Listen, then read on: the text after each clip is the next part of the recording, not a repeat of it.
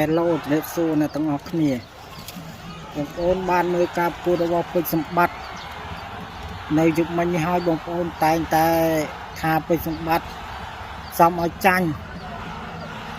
អានឹងជាផ្នត់គំនិតរបស់បងប្អូននេះដែលថាឲ្យពេជ្រសម្បត្តិចាញ់តែចិត្តខ្ញុំ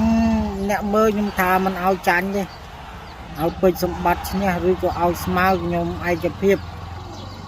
មើលថាឲ្យពេជ្រសម្បត្តិចាញ់ខ្ញុំមិនឯកភាពទេបងប្អូនកម្មវិធីគេប៉ុណ្ណាណីបងប្អូនសុកចិត្តឲ្យកីឡាករបរទេសនឹងស្ពីលុយពីខ្មែរទៅប្រទេសគេវិញដោយវាយរត់វាយថយហើយការវាយផាក់ប្រហែលគ្នាបងប្អូនថាគួរឲ្យគេស្ពីលុយយើងនេះទៅប្រទេសគេទាំងគេវាយថយហើយវាយរត់នេះបងប្អូនថាសប្បាយចិត្តនឹងគេវាយបែបហ្នឹងមែនឬមួយក៏បងប្អូនគាំទ្រនៅការវាយមួយជើងមួយដៃថយហើយពេជ្រសម្បត្តិបដូរ3ទឹកហ្នឹងគឺគាត់ពេញបើពេជ្រសម្បត្តិមិនបដូរវាយទេគឺពេជ្រសម្បត្តិមិនដឹងថាបានបន្ទុកមកប៉ុណ្ណាទេពេជ្រសម្បត្តិចំណាយកម្លាំងញើសឈាមគាត់3ទឹកដើម្បីឲ្យកម្មវិធី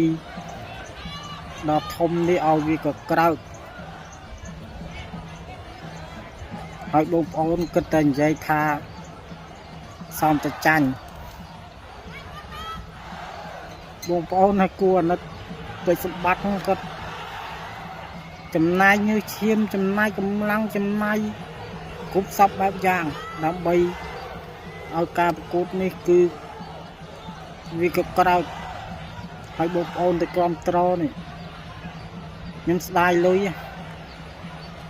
បើគេឲ្យពេជ្រឲ្យស្ពីលុយយើងទៅឡើងស្រួលហើយគេនិយាយស្រួលគេទៅថាទៅវាយប្រទេសកម្ពុជាវាច់តាមចំណាយកម្លាំងច្រើននេះមួយជើងថយមួយដៃថយស្ពីលុយយកទៅផ្ទះវិញស្រួលបងប្អូនចង់បានបែបហ្នឹងមែន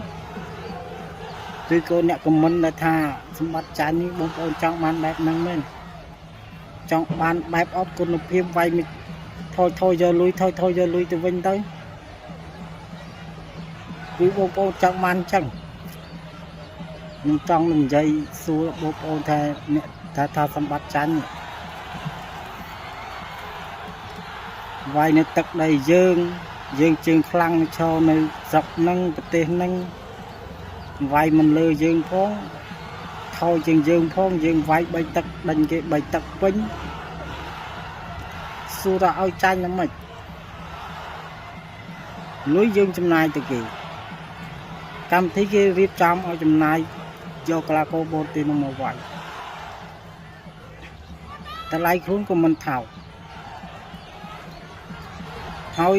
ការវាយមិនជក់ចិត្តថយមួយជើងថយបើកលុយយកទៅផ្ទះមែនបងប្អូនអ្នកក៏មិនថាចាញ់នេះអើយបងប្អូនប្រហែលជាខមមិនថាការវាយក្បាច់អញ្ចឹងបើកលុយយកទៅផ្ទះស្រួលប្រហែលជាគាំទ្រឲ្យបើគាំទ្រអញ្ចឹងកីឡាករស្រុកខ្មែរពី3ឆ្នាំទៀតអស់ប្រជាប្រិយហើយអស់ប្រជាប្រិយអាគេវាយថយយកលុយយើងក៏មានច្បាប់របស់យើងដែរមុនមកវាយយើងប្រាប់គេថាវាយនៅស្រុកគេវាយចេះវាយស្រុកខ្មែរច្បាប់ស្រុកខ្មែរចេះថយពេកក៏អត់មានបន្ទុកដែរថយពេកកាត់បន្ទុកវិញយើងមានច្បាប់យើងអញ្ចឹងបានស្រុកខ្មែរយើងនេះអ្នកដែលវាយស៊ូបុកខ្លាំងបន្ទួលគូប្រកួតលឿនគឺគេគាំទ្រតែបងប្អូនជុំមិញដែលគាំទ្រថាឲ្យឈ្នះសមខ្ញុំស្ដាយលុយហើយបងប្អូនស្ដាយលុយហើយសម្បត្តិចាញ់មែនខ្ញុំស្ដាយលុយនេះជាញ៉ាកដាលគេអ្នកបន្ទុកប៉ុណ្ណេះគឺសក្រិតហើយអ្នកឯងចាញ់យកលុយទៅតម្លៃខ្លួនទៅវាយអញ្ចឹងកុំចង់ឈ្នះ បងប្អូនអើយខ្ញុំស្ដាយអ្នកដែលមើលបណ្ដាលឲ្យខមមិនអញ្ចឹងខ្ញុំនឹកស្មានថាអ្នកខមមិនអញ្ចឹងណាគឺជាមនុស្សដែលចិត្តចង្អៀតមិនទទួលយកអ្វីដែលពេជ្រសម្បត្តិមាននៅក្នុងខ្លួននេះពេជ្រសម្បត្តិដូរញើសឈាមដើម្បីយកខ្សែក្រវ៉ាត់ពីក្រៅប្រទេសក្នុងប្រទេសយកមកអស់ចង់បញ្ចប់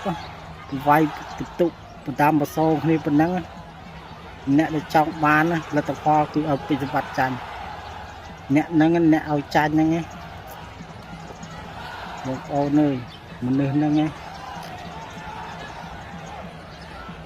រកបានកុំបាច់ចាំរកបានទេអាមនុស្សមើលឃើញតែលទ្ធផលដែលគេចាញ់គេមិនល្អធ្វើមិនឲ្យតែពេជ្រសម្បត្តិធ្លាក់បាត់ដល់បាត់តារាងបងប្អូនចង់បានអញ្ចឹងហើយខមមិនថាវាយកម្លាំងបាយអញ្ចឹងបានតែពី3ឆ្នាំទៀតទៅចាស់ទៅវាយលេងកើតហើយខ្ញុំសូមផ្ដាំទៅថាអ្នកខមមិនអញ្ចឹងអ្នកដែលថាចាស់ទៅវាយលេងកើតគឺចាស់អាយុ35 40ទៅគ្មានតាណាទៅវាយទីទេអាកាសនៅក្តាប់លួយបានវាយចំណាយកម្លាំងអស់ត្រឹមអាយុ21 22 23 24 25នេះគឺចំណាយកម្លាំងអស់ដោបយកអ្វីដែលយើងមានប្រឹងអស់ពីសមត្ថភាពលួយធំលួយអីខ្សែក្រវ៉ាត់យើងប្រឹងអស់មកចំណាយតែ5ឆ្នាំបានគប់សពទាំងអស់មកចូលចិត្តមើលនេះហើយទៅទៅសើអូអ្នកតែគេវាយមិនសូវបុកចឹងគេនៅវាយយូរវាយទៅវាយទៅតាមប្រសងដូរតបាយស៊ីទៅគេឈ្មោះមិនដឹងនៅណាវាយអ្នកខ្លះនិយាយមកសិតតែខ្ញុំវាយ20ឆ្នាំហើយខ្ញុំនៅតែវាយបានមែនបងប្អូនវាយបានចឹងហើយគេឈ្មោះមានចាញ់នឹងសម្បត្តិចំណាយតែ5ឆ្នាំបានគប់សពបានគេឈ្មោះគេទទួលស្គាល់សឹងថានៅអាមេរិកនោះគេសឹងតែកត់ឈ្មោះសម្បត្តិទុកទៀតហើយតែមានកម្មវិធីធំវាហៅទៅទៀតអានឹងចំណាយតែ5ឆ្នាំផង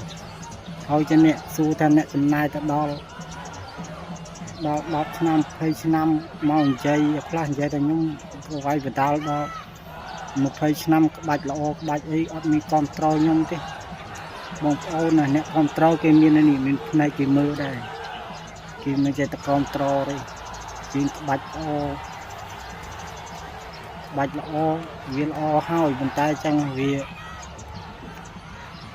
អត់ទៅក្រៅទេ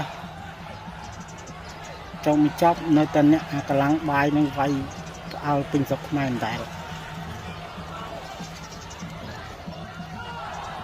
វាយក្បាច់គេវាយល្អហើយគេមិនបាក់បែកមែនតែអញ្ចឹងវាចំណាយពេលយូរអញ្ចឹង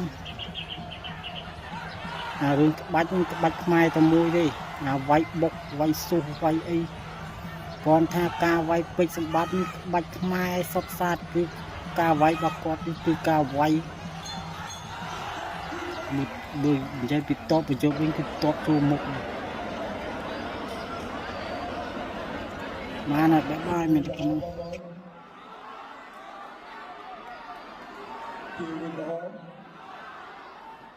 ចៅត្រង់ទាំង5រូបបានផ្ដល់ការឈ្នះចាញ់ដោយឯកជន